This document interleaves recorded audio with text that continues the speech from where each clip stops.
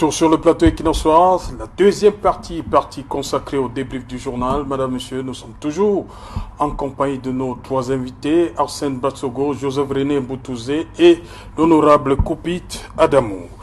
L'honorable Koupit, on va commencer par ce qui s'est passé à Garoua cet après-midi. Le professeur Maurice Kamto, il y a eu cet incident, on va le dire, une arme braquée sur le professeur Maurice Kamto, mais tout de suite, la sécurité, on va le dire comme ça, sécurité rapprochée, a tout fait de maîtriser l'individu. Quelle interprétation vous faites de ce qui s'est passé cet après-midi à Garoua? Je ne peux pas être affirmatif sur l'information selon laquelle l'arme a été braquée sur le professeur Maurice Kamto. Il me semble qu'à l'interprétation des vidéos que j'ai pu regarder, on a eu dans la foule, il y a eu d'abord certaines interrogations entre un conducteur de moto et puis c'est cet individu qui est venu s'interposer. On a pu détecter qu'il était porteur de l'arme et donc c'était un élément de force de l'ordre camerounaise. Je ne peux donc pas dire que c'était quelqu'un en mission commandée. Ce serait véritablement trop alarmiste. Nous qui sommes habitués plusieurs fois sur le terrain dans les tournées politiques des leaders de l'opposition, dans les années même où il y avait, je peux dire, les villes mortes, oui, parce que c'était à ce moment les années de Brest, où l'État avait instauré le commandement opérationnel. Il y a même eu ce que on a appelé, les journalistes avaient baptisé la fessée nationale. Mais jamais de mémoire d'homme politique, on n'a pas eu que quelqu'un soit en mission commandée à l'effet de tirer sur un leader. Ce serait vraiment difficile à croire. Donc, il peut arriver, par rapport à l'expérience que j'ai, lorsque un leader, dans un contexte particulier, arrive sur le terrain, les autorités en charge de la sécurité peuvent envoyer des gens en mission de veiller à ce qui n'est pas mais est-ce qu'elle ne doit pas être signalée auprès de l'autorité? Exactement, c'est cette obligation oui. Qu'il y a, quand il y a ces genre de dispositions, de rentrer en collaboration avec la sécurité propre du leader pour lui dire nous sommes là et nous sommes là pour tel ou tel. Nous sommes là pour vous. Donc, s'il y a eu une défaillance, nous ne pouvons pas, au stade actuel, dire que c'est la défaillance ou bien c'était une mission commandée pour attenter à la vie personnelle de ce leader politique camerounais. Nous tous, nous savons quel peut être l'impact d'un tel acte sur la vie nationale. Et nous devons donc être véritablement naïfs pour croire que dans le contexte actuel, une autorité ou bien de manière l'État du Cameroun, le gouvernement, puisse prendre pareille décision. De toutes les façons, le moins que je puis dire ce soir sur le sujet, c'est que l'enquête ouverte soit diligentée avec objectivité et rapidité pour que lumière soit faite sur cela, pour ne plus créer un autre foyer de tension. Parce que j'estime qu'il y en a déjà trop à gérer dans ce pays, qu'il ne faut pas en créer d'autres inutilement. Le professeur Maurice Kamto est un acteur politique dirigeant un parti politique légalisé au Cameroun et je ne vois pas pourquoi on peut normalement avoir ce genre de projet contre lui. Et si jamais il s'avérait que ce que les cadres du MSC soupçonnent s'avère vrai, bon, il faudrait que l'État tire toutes les responsabilités parce qu'on n'exclut pas non plus, dans le contexte actuel, que quelqu'un, peut-être par rapport à ses inimitiés personnelles, puisse initier un acte aussi macabre, sans que ce ne soit une mission commandée. Donc rien n'est à exclure. Premièrement, première hypothèse, une mission de renforcer la sécurité, et si c'est le cas, il y aurait donc une défaillance professionnelle de n'avoir pas informé l'entourage du staff du professeur Maurice Kamto. Deuxième hypothèse, c'est que c'était une mission commandée, ce qui est véritablement qu'on peut croire en ça peut-être au moins à 0,001%. Troisième hypothèse, il peut y avoir d'inimitié personnelle et que quelqu'un veuille en découdre avec cette personnalité importante de la scène politique, puis la vigilance de son entourage puisse amener à le neutraliser. Il faut donc que l'enquête nous dise laquelle de ces trois hypothèses serait la vraie, et que toutes les responsabilités soient tirées. Joseph René Mboutouzé, vous êtes pour ces trois hypothèses. Laquelle? Ou bien vous en voyez une autre? Vous savez, c'est quand même un leader. C'est des accusations qui sont extrêmement dangereuses. Oui. Parce que vouloir parler d'un commando pour éliminer le professeur Kamto, c'est de façon indirecte vouloir indexer les gouvernants du Cameroun. Et c'est assez grave parce que... Non, il n'a pas dit. Non, je dis que ça reste une hypothèse. Oui. Lorsqu'on parle d'un commando plus un sous-officier de l'armée camerounaise, cela va de soi que ça va aller pour indexer les autorités camerounaises. Et vous savez que le garant de la sécurité des Camerounais, c'est le président Paul Biya. Et le président Paul Biya, la meilleure définition qui lui sied, c'est mendiant de la paix. On ne peut pas dire davantage sur ce ton pour le qualifier. Donc voilà donc un monsieur qui est mendiant de la paix, qui n'a jamais fait du mal même à une mouche, et qui aujourd'hui peut être dans le genre de soupçon où son gouvernement qu'il dirige de façon ferme, avec toute l'autorité qui va avec la fonction présidentielle, soit dans des genres de combines où il faut éliminer un opposant, encore que qui est un opposant qui ne lui cause pas particulièrement de problème. Nous tous, nous avions souvenance le 9 février dernier qu'il a qualifié le parti de cet opposant de petit parti. Non, moi, je pense qu'il a spécifié. Non, il a dit des petits partis qui ont refusé de prendre part. Oui, voilà. Ça veut dire que s'il y avait un RMC n'était pas le seul. Non, mais c'est le RMC qui a dit ne prennent pas. C'est eux qui étaient vraiment là pour le boycott. Faut pas il y a le CPP. Voilà. Donc, bref, c'était l'ensemble de petits partis. Il aurait pu exclure. S'il y avait eu un grand parti là dans le package là, il aurait pu exclure ce grand parti. Bref, le RMC est un petit parti. Je le dis, si vous dites que le président de la République ne l'a pas dit, moi je le dis donc ce soir ici, que le MSC est un petit parti. Et ce petit parti n'inquiète ni les militants du RDPC, ni le président du RDPC, ni le président de la République, Paul Biya. Il y a eu des intercations dans la foule à Garoua, encore que c'est une actualité qui n'était pas connue du grand public, moi je ne suis pas informé. Est-ce que le président Maurice Kamto s'est annoncé officiellement à Garoua pour que l'attentat contre lui soit organisé à Garoua? Mais je pense que ce parti qui veut exister, qui veut vivre, à chaque fois essaie de lancer des buzz dans notre environnement pour essayer non seulement d'évaluer leur niveau d'impact dans la population, mais davantage pour remplir leur mission qui est de salir l'image du Cameroun. Parce que tout ce qui peut être bon pour discréditer l'État, tout ce qui peut être bon pour discréditer nos dirigeants est la bienvenue pour ce petit parti qui est le MSC. Mais malheureusement, le seul indicateur qu'on aurait pu réellement avoir d'eux sur l'impact qu'ils ont dans la société camerounaise était malheureusement de participer à la dernière élection. Mais ils n'ont pas pris part à cette élection. Aujourd'hui, nous laissent tout confus. Ils ont quel impact? Je n'en sais rien.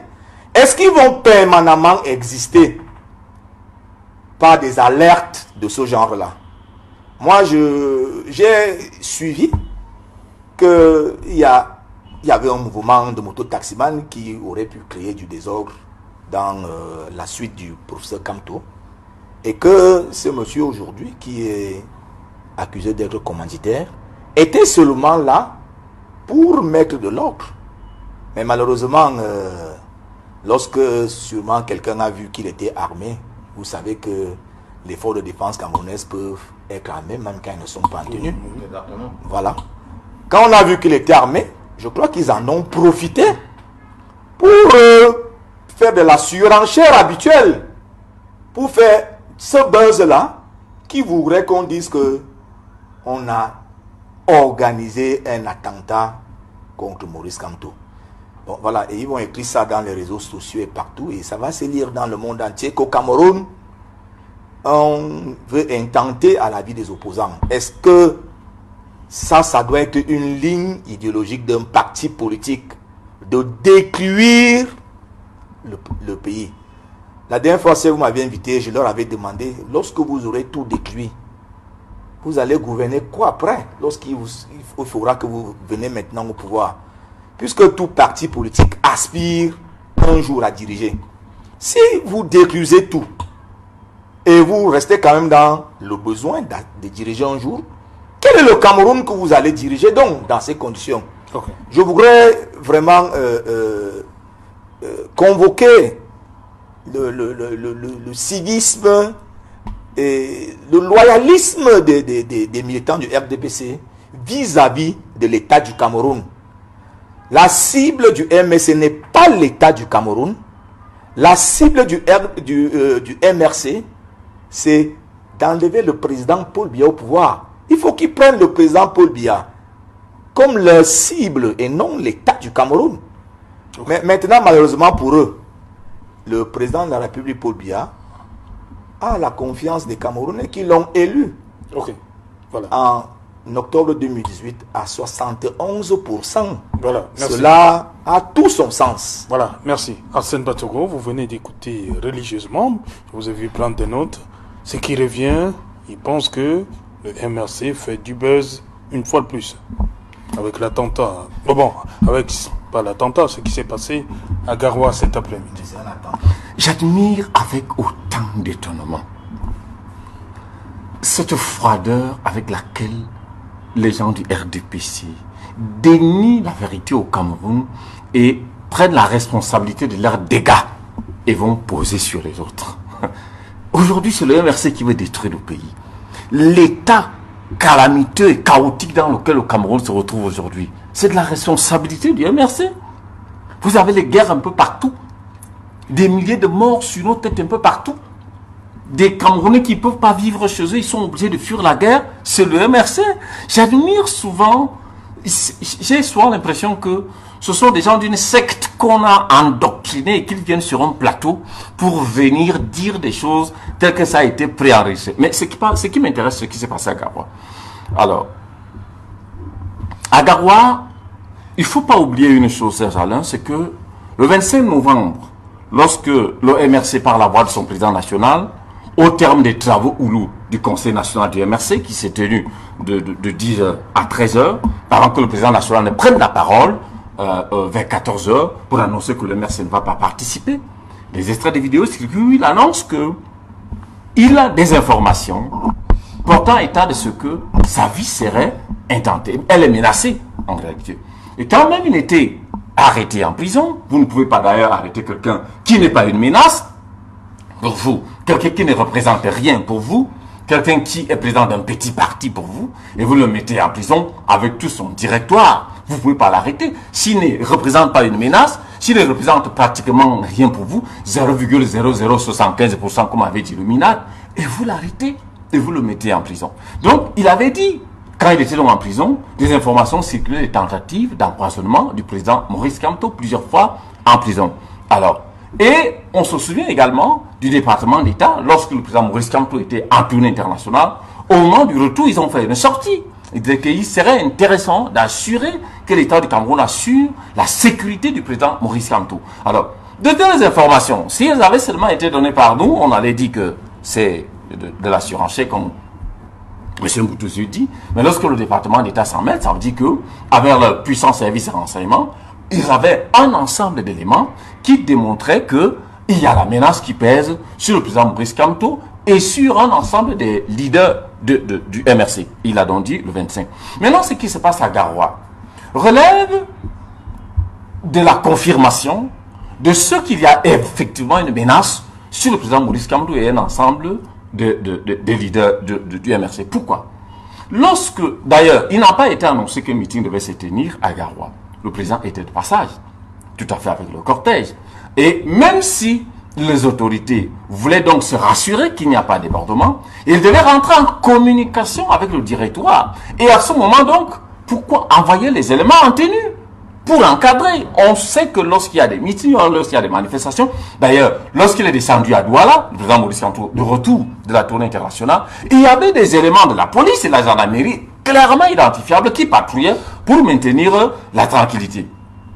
Et le mouvement spontané qui s'est créé lorsqu'il allait il allait faire une visite de travail au siège à Douala, l'activité qui s'est tenue de manière spontanée s'est tenue sans heurts, ni violence, ni bruit. Les éléments étaient clairs, de maintien de l'ordre étaient clairement identifiés. Comment se peut-il que, à l'entrée de la ville, des éléments s'infiltrent sur une moto de surcroît? S'infiltrent et la description du scénario est simple. Au moment où la garde du président s'est rendu compte que cette moto se rapprochait un peu plus trop du véhicule du président, c'est à ce moment que ça attire leur attention, et voyez donc comment l'individu qui était assis derrière soulève l'habit au moment où il veut donc dégainer. C'est là où le professeur, pas Maurice Kamto, le professeur Alain Foguet arrête sa voiture et les gens crient donc à ce moment donc, la moto donc est tombée sur un Dodan qui était là, le chauffeur pris de panique, il a fui et les deux éléments ont été neutralisés, parmi eux, un avait un pistolet. Donc dire que les forces de l'ordre ont envoyé les éléments pour assurer la sécurité, est-ce que le professeur Maurice Kamto a besoin, s'il en avait besoin de la sécurité, ce n'est pas de cette manière qu'elle allait d'ailleurs, elle allait d'être assurée. À Douala, on a vu comment elle a été assurée. Quand il est revenu à Yaoundé, s'il en avait besoin, il allait certainement, on allait communiquer avec lui. Donc nous disons que il est difficile, c'est vrai, pour l'instant, de tirer des conclusions, parce qu'on ne sait pas exactement. Il se pourrait que ce bonhomme, ces deux personnes qui sont de la gendarmerie auraient fait des déclarations, mais pour l'instant, nous on s'en tient à ne pas faire des commentaires là-dessus. On l'a remis aux forces de maintien de l'ordre sur place, et on a saisi les autorités pour qu'il y ait une enquête pour dire comment est-ce que il a réussi à infiltrer, puisqu'il y a eu des mototaxis qui arboraient les tenues du MRC qui sont venus donc accueillir en liesse leur président. Il a profité donc pour s'infiltrer. Et ça a créé donc le buzz qui a été créé au jour d'aujourd'hui. Donc, au MRC, on reste serein. On continue à mettre en garde pour dire le Cameroun n'appartient à personne. Le Cameroun appartient à tous les citoyens. Et nous restons un parti qui participe à sa manière à la construction d'un État moderne et démocratique. Loin de ceux qui sont en train d'ensevelir au jour d'aujourd'hui la démocratie au Cameroun et qui continuent à vouloir donner du chef de l'opposition. Est-ce qu'on ne devrait pas penser à assurer la sécurité des leaders de l'opposition? Certains partis, surtout. Oui, je vais, avant de répondre, je ne veux pas me mettre dans la posture de contradiction avec M. Batsogo, mais il faut quand même qu'on comprenne que le taux de participation aux dernières élections au Cameroun, ce n'est pas 19%. et que depuis l'ère du temps, l'un des problèmes électoraux au Cameroun, c'est l'évolution du taux d'abstention qui, par les experts, s'explique par une sorte de déficience de confiance entre le système électoral et les électeurs, qui semble que les jeux sont généralement à l'avance. Ce n'est pas spécifiquement lié au mode d'ordre de boycott. Il faut qu'on se dise la vérité. Et nous étions à 2 scrutins, municipaux et législatifs. Il faut qu'on regarde les taux officiels. Ce n'est pas, nulle part on a eu 19%. Je pense que c'est au-delà de 45%, proclamé par le Conseil constitutionnel. Maintenant, quand je l'ai dit, la question d'assurer par l'État, la responsabilité de l'État sur la sécurité des leaders politiques, c'est l'une des batailles de l'Union démocratique du Cameroun depuis 1991. On l'a toujours dit. Parce que notre constitution reconnaît les partis politiques comme étant des institutions, et c'est par rapport à cette reconnaissance constitutionnelle que l'État contribue au financement des fonctionnements des partis politiques. Voilà. Vous ne pouvez pas reconnaître l'existence des institutions qui contribuent, n'est-ce pas? Parce que si l'État consacre l'argent de contribuables au financement des partis, c'est parce que l'État connaît qu'en contrepartie, il y a un service que ces institutions rendent à la nation. Il faut donc aller plus loin. Il ne faut pas négliger l'aspect sécuritaire dans le contexte, surtout dans le contexte actuel. Parce que j'ai dit, dans les 3 hypothèses que j'ai évoquées tout à l'heure, malheureusement, ça n'a pas préoccupé ni René ni Arsène de voir comment on peut approfondir l'analyse vers ces 3. Nous sommes dans un contexte sécuritaire dangereux où tout est possible. Lorsque vous prenez singulièrement le cas de Nozo, il y a des crimes qu'on assimile parfois à l'armée, alors qu'en réalité, c'est la milice amazonienne. Parce que quand ils ont tué un élément de force de l'ordre, ils se possèdent de ses habits, sa tenue et autres. Il peut arborer aller commettre un crime. Nous sommes dans un contexte où les Camerounais développent davantage de discours qui sont des discours qui divisent, discours haineux sur le terrain politique. Jamais de mémoire d'acteurs politiques. J'ai adhéré à l'UDC depuis 91 en novembre. Jusqu'à aujourd'hui, jamais on a eu des discours aussi violents que ce que nous entendons aujourd'hui dans la scène politique camerounaise. Donc cela peut conduire à des inimitiés individuelles où des gens prennent certaines dispositions, certaines mesures pour créer des problèmes. Parce qu'aujourd'hui, imaginez qu'un Mori Kamto reçoive une balle étant entourné sur le terrain. On va beau dire que c'est un individu quelconque qui voulait peut-être lui régler des comptes personnels, mais l'État du Cameroun aura du mal à pouvoir s'en sortir dans ce genre de contexte. Donc il y a la nécessité de prendre des dispositions. Et en matière de prise de disposition, je voudrais que M. Bazogo prenne conscience de que la police même, qui généralement nous suivent sur le terrain lorsque nous sommes en activité, ce n'est pas la police que vous voyez là. C'est généralement la surveillance du territoire. Oh, la surveillance du territoire, ce sont des éléments qui travaillent en civil. Ils portent rarement la tenue. Même quand nous tenons les conférences de presse, si même c'est dans notre siège, ils sont là. Donc, et ils ne sont pas toujours dépossédés de leur arme. Parce que quand il est en cette mission de comprendre quel genre de discours, qui sont ceux qui étaient là, qu'est-ce qu'ils se sont dit, ça participe à la surveillance, à la gestion préventive de la sécurité de l'État et même des leaders que nous sommes. Mais il faut donc que l'État prenne conscience, qu'on a besoin du statut de l'opposition. Statut de l'opposition. Il faut ça. Et je pense que ce sera l'une de notre bataille à l'Assemblée. Parce qu'il faut qu'on ait le statut de l'opposition. Vous ne pouvez pas financer des trucs sur seulement la base que la Constitution dit que les partis politiques concourent à l'expression du suffrage. Et qu'on ne dise pas comment l'État encadre, quel est l'encadrement institutionnel que l'État donne à ces genres d'institutions. Okay. La deuxième chose, c'est que il faudrait, dans des contextes particuliers, des mesures sécuritaires particulières. L'UDC, dans sa déclaration du 16 février dernier, au sorti des élections, a décrié même le fait que l'État n'ait pas pris de mesures sécuritaires particulières dans le cadre de double scrutin qui se tenait dans un contexte sécuritaire difficile. On n'a pas pris de mesures particulières pour assurer la sécurité des gens. Tout ce qu'on a vu, par exemple, dans le Noun, où les bandits organisés sont partis de Fumban pour aller saccager les urnes, et puis il y a eu mort donc à Kupa Matapit, parmi les assaillants, et non parmi les électeurs. Vous savez qu'il est interdit de circuler, n'est-ce pas, le jour du scrutin. Oui. Comment comprendre que les gens soient capables de partir de Fumban, aller de bureau en bureau, créer du désordre et munis d'armes blanches, jusqu'à ce qu'il y ait mort d'homme. Donc ça veut dire qu'il y a une négligence au niveau de l'État de prendre conscience qu'il y a des situations qui méritent d'avoir des mesures particulières. Voilà, Arsène Batsogo, rapidement, on est arrivé au terme de l'émission. Il faut un statut de l'opposition, il faut renforcer, pour même assurer la sécurité des leaders de l'opposition. L'OMRC, lui, n'est pas dans la logique de rester un parti d'opposition. Le MRC ne revendique pas le leadership de l'opposition. Mais ça veut dire que le MRC, le MRC, quand vous serez au pouvoir, il y aura honorable Koupi. Ça veut dire que si laissez-moi clôturer l'émission. C'est dangereux. L'émission est terminée. L'émission est terminée.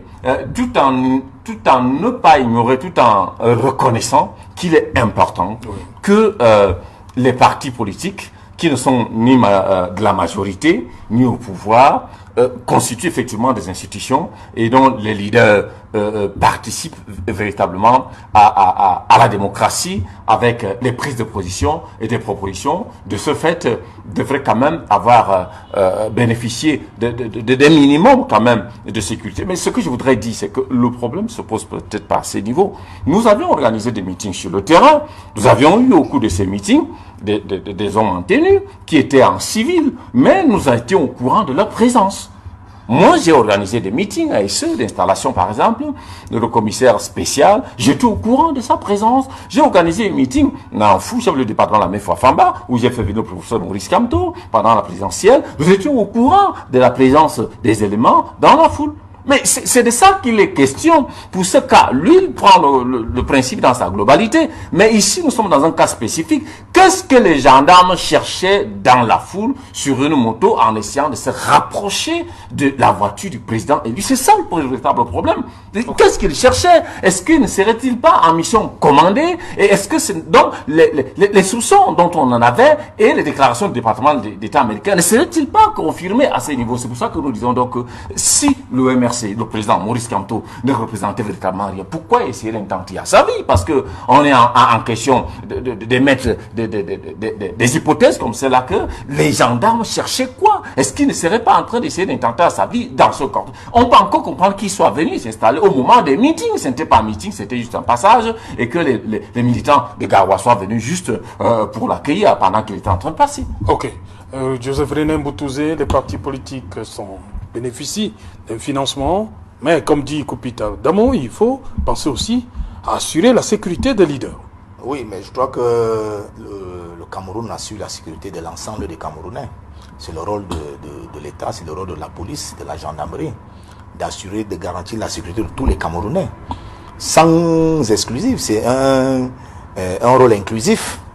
Donc voilà. Donc vous ne pouvez pas reprocher l'État de faire quelque chose que l'État fait déjà, de garantir la sécurité de l'ensemble des Camerounais. Vous voyez la gêne, vous voyez la gêne de Koupita Damo? Non, mais c'est la vérité, c'est une réalité. Voilà.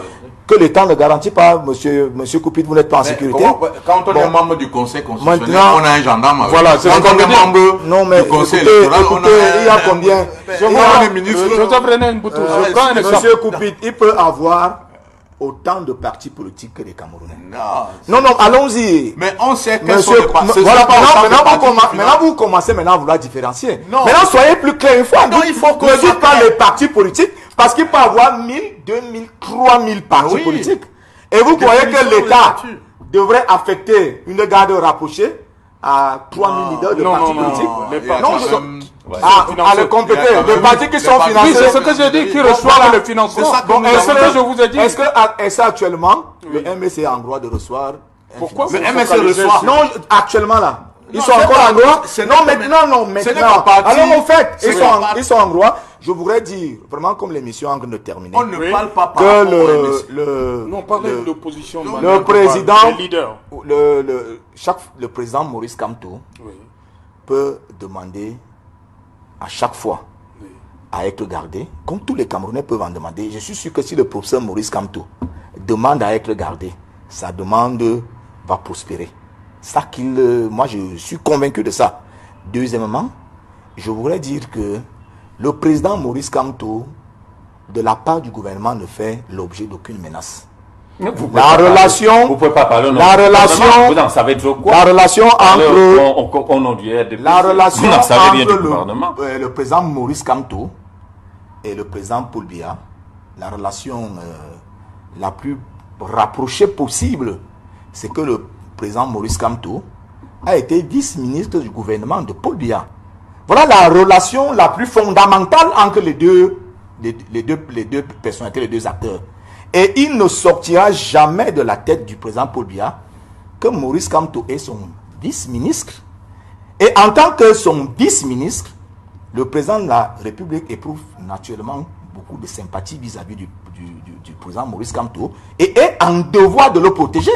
Mais maintenant que le président Maurice Kamto en fasse explicitement la demande, je suis sûr qu'on va lui donner la demande. Est-ce qu'il en a besoin? Je n'en sais pas. Mais s'il en fait la demande, il l'aura.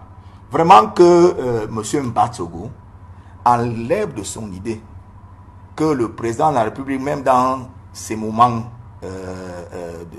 comment je vais dire, de repos. Oui, parce que c'est quelqu'un qui a suffisamment du travail à donner aux Camerounais. Même dans ces moments de repos, ne prend pas Maurice Kamto comme un danger. Il est juste un ancien vice-ministre, comme il y a eu beaucoup d'anciens vice-ministres qui sont là, dans la nature et dans l'environnement. Que le MSC enlève toute une autre idée que ça, ce n'est qu'un ancien vice-ministre, point final. Ok, merci. Merci, cher monsieur, d'être venu. Merci, honorable. Bonne chance, bonne suite pour lundi. Hein. Merci. Et je voudrais préciser à Bazogo, dans la circonscription où je suis élu, oui. Le taux de participation était de plus de 62%. Ok, merci. En tout cas, j'espère que vous allez m'inviter à la fête lundi. Hein. Merci. On est très bons amis aussi. Merci Arsène Batsogo d'être venu. Voilà. Merci. Merci Joseph René Mboutouzé. C'est moi qui vous remercie, Serge. Voilà, madame, monsieur, nous sommes donc arrivés au terme de notre séjour à Yaoundé. Bonsoir, Douala. Ah, Douala.